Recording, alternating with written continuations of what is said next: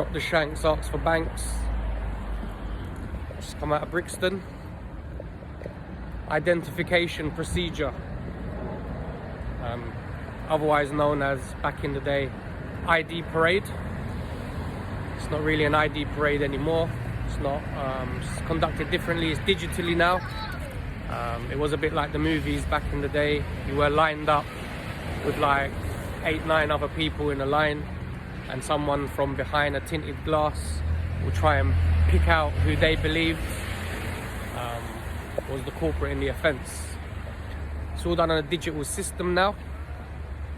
ID papers will be served to you by a custody sergeant or inspector. You do not have to take part in an identification procedure if you don't want to. You can decline. A lot of people think that it's compulsory. It is not. They will just use your custody photo instead of going through a fresh ID procedure with you.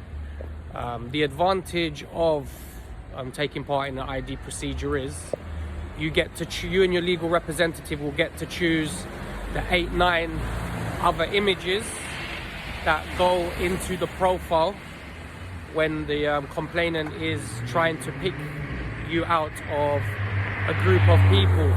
So you attend the ID suite with your legal representative. They'll take 3 photos of you, straight, left and right.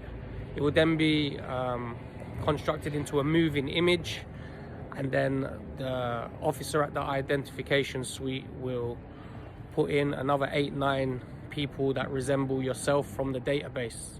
Now, you and your legal representative will be allowed to change any of those images if you believe that any of the images that are in there do not resemble yourself. So if you say, no, that person doesn't look like me, can I change him for another person?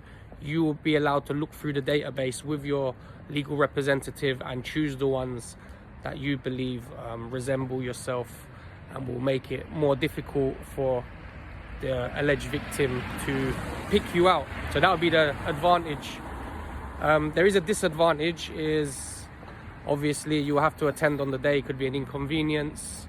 I've had a client before, his custody clock was extended in custody so he can attend the ID procedure in the morning, because they didn't want to bail him to attend.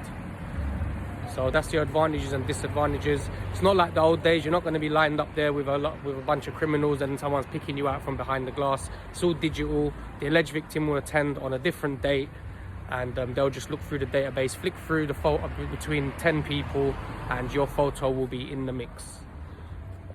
Be safe, be legal, and have a lovely Christmas.